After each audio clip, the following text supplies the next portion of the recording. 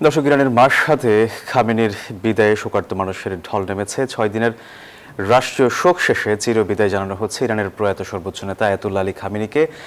আমরা যদি আপনাদেরকে একটু দেখানোর চেষ্টা করি, আপনারা নিশ্চয়ই দেখতে পাচ্ছেন তাকে দাফন করা হবে তার জন্মশহর মাশহাদে।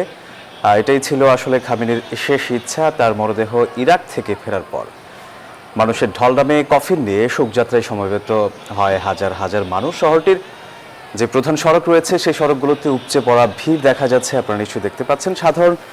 সাধারণত ইরানের কণ্ঠে কণ্ঠে এখানে যারা আসছেন তারা নানান স্লোগান দিচ্ছেন। এতে মানুষ এই শহরে সমবেত হয়েছে দেশের বিভিন্ন প্রান্ত থেকে। এখানে আছেন ধর্মীয় নেতৃবৃন্দ এবং সরকারি কর্মকর্তারাও। আপনারা জানেন, আয়াতুল্লাহ আলী খামেনির প্রতি শ্রদ্ধা নিবেদন করতে ইরানের তেহরানে সমবেত হয়েছিলেন শতাধিক দেশের প্রতিনিধি, যেখানে বাংলাদেশের জাতীয় সংসদের স্পিকার হাফিজউদ্দিন আহমদও ছিলেন।